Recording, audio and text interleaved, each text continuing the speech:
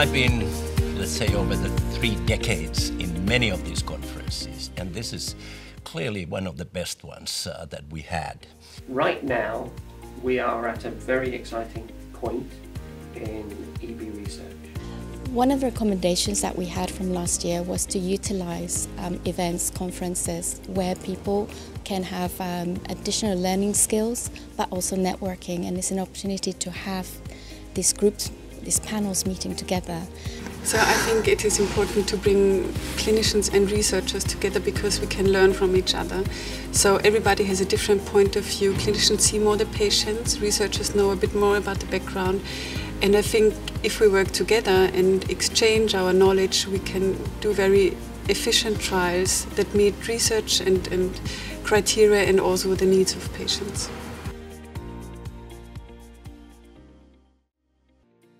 My inspiration for becoming involved in EB research has been, as almost everything I do, which is the parents of the children I treat. Working with them, and then once I did that, I was just really inspired to both devote my career to helping EB patients and also trying to work in the lab and find some therapies for them.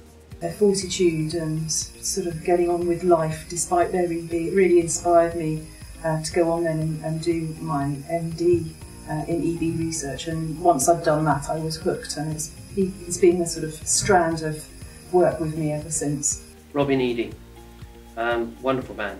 We used to work in the same institution. So I was at St Thomas's working in a cancer research laboratory, and Robin came and spoke to me and my then boss, and we had a meeting, and he pointed out that there were not enough researchers who were studying cancer in EB, and Robin got me involved really, and it's such a fascinating disease as a scientist.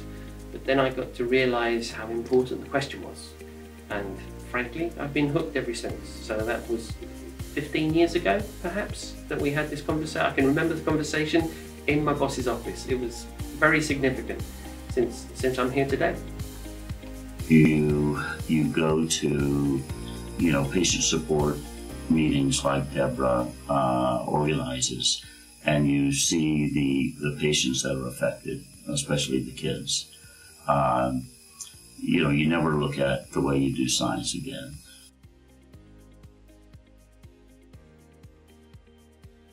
Well, I think 10 years ago we were really looking at very much lab research only, and I think the prospect of treatments for patients was quite distant still. Back in 2006, when we had the research conference EB2016 in Dublin, we had the first example of a gene therapy. One patient was treated with a gene therapy.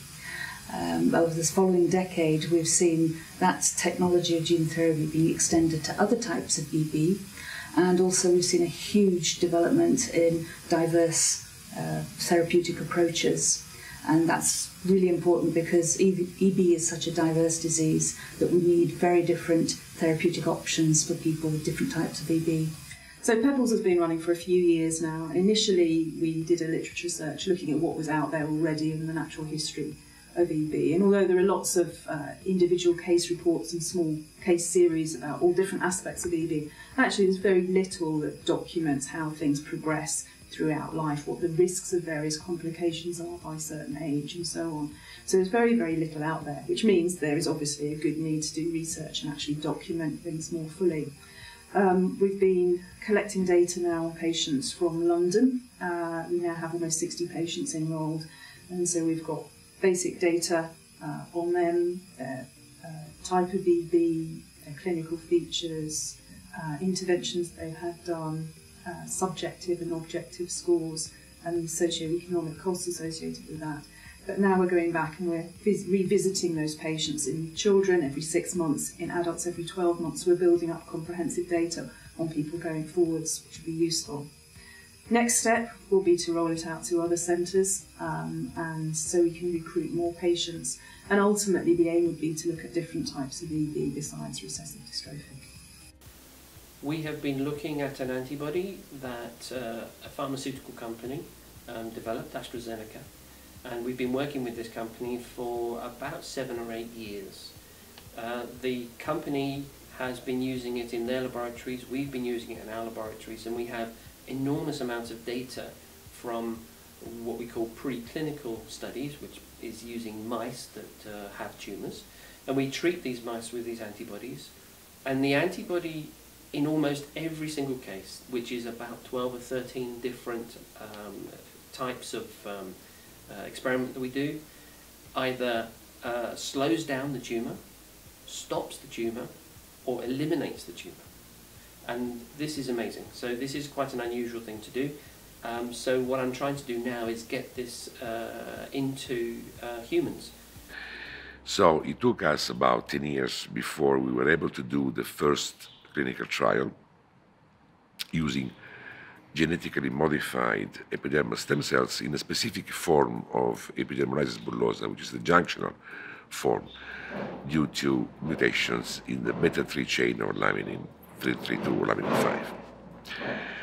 That was the first paper we did, and it was back in 2005, 2006.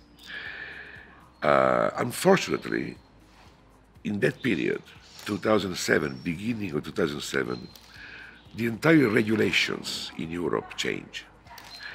And a law was issued, the regulation number 1394 of the European Community, was stating basically that all the cell cultures are medicines and therefore drugs, and therefore they should be controlled as formally as a drug. So the entire world changed. We couldn't grow the cells in the lab as we did before. We had to build up a GMP facility like pharmaceutical companies, you know. Now, and this is important because for a number of years, many patient organizations, they thought that there was something wrong or there was not doing anything. No, I was just accomplishing the rules. So we have to build up the Center for Regenerative Medicine to get the GMP certification, to get all the paperwork done in order to be able to continue our trials. This was done, but it took us 8 to 9 years to finish up all this. So we started again with our trials in 2015. And currently, we are running 3 clinical trials. One, again, with the junctional EB, with laminin 332, but also with collagen 17. The trial's just been approved. And in collaboration with the EB House and the dermatology department in Salzburg, we started already a clinical trial on dystrophic EB with collagen 7. So we are getting there. But these advanced therapies, they really takes time. I give you the example of the cornea. We did the first publication in 1997, and the cultures were registered and approved by EMA in 2015. So usually it takes more than 15 years to get a proof of principle into a clinical practice. It's certainly clinical investigations, it's clinical expertise, which we are trying to condense at the EB House of Austria. We have 2 medical doctors there that are there for a long time now. That's really adding up to the expertise there. And so we aim at excellent clinical management of those patients, and a specific feature of the EB House Austria is that the research part is right next to the clinics, and so there is a very intense connection between the clinics and research people. It's just a few meters, so whenever there is something interesting for the research people, the clinics go over and tell them they should have a look. And on the other hand, if there is a clinical question coming up from the research people, they have the clinical people next to them, so that the exchange is very intense. Well, one of the things we've done is to take some cells from an unrelated donor, some bone marrow cells, which we call mesenchymal stromal cells, and we've carried out clinical trials in children and adults with recessive dystrophic EB. These cells are not tissue matched, so they won't survive. They're not from a related individual. But what happens is that there is some sort of magic juice, some chemical reaction emanating from those cells. and it calms down the inflammation in the skin. It improves wound healing. It improves quality of life. It gives people with EB a glimpse of what it's like to live with EB in a better state. And that's the challenge for me, to go from that preliminary findings, that initial help, to develop something that's more sustainable and can really change lives for the long term. That's the real challenge. It's a very good question. The most impact that I see is going to happen on the transition between gene and cell therapy. I think that people, including our group that work on the cell therapies, how can we harness the incredible power of the stem cells that we already have in the human body? How can we make them perform the tasks that we want them to perform?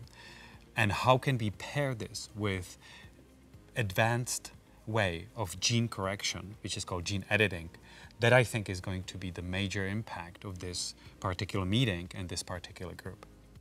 Looking after a lot of adults who have had aggressive cancer, some of those patients have succumbed to aggressive EB-related cancers. That's a big priority, and I know that people with EB would put that as one of the most important things that we need to look at. So I think that's an exciting area where we've made great strides.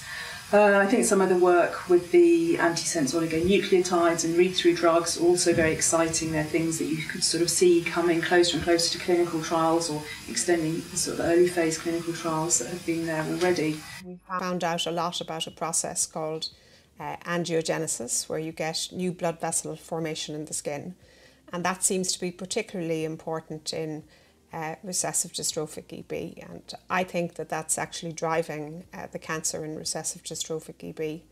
So there are some possibilities around inhibiting angiogenesis or blood vessel formation, and possibly that might help or extend life for patients with advanced or EB-SCC. From the perspective of the normal biology of the skin, we have found that in even very tiny baby skin with EB, there are things going on there that indicate that skin cancer is starting already. So I think that's those findings, when they're published, I think will hasten the need to try and correct the abnormality at a very early stage. Hence, all this effort for gene editing, protein therapy, gene therapy. Yes, gene therapy is, since these diseases have problems with genes, particularly we work with the gene causing recessive dystrophic epidermolysis bullosa.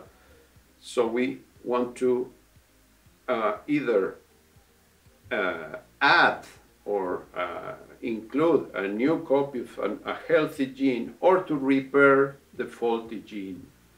By doing that with cells that we take from the patients in what is called the ex vivo approach.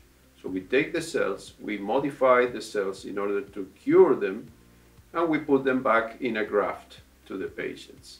That is mostly the gene therapy that is currently being used, but the ideal thing is to do it in vivo. So try to correct, to repair the gene in the patient cells without the need of taking them to the culture. So hopefully the new advances will allow to do this gene therapy in vivo for these patients. Just in the last year, we made some major breakthroughs of being able to do a process called reprogramming and gene editing or gene correction all in one step. Just last year, we were able to make some skin grafts that were genetically corrected, and it helped for a while. And that's a good first step. There's lots more we need to do to be able to fully correct the disease.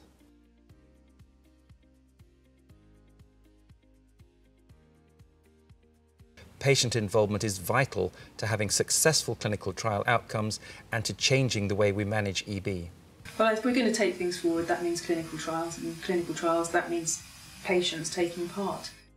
rare disease like EB, I think it's a very important aspect because the sort of breadth and diversity of the science that's being developed, it's important for them to hear at face value, if you like, how that progress is going.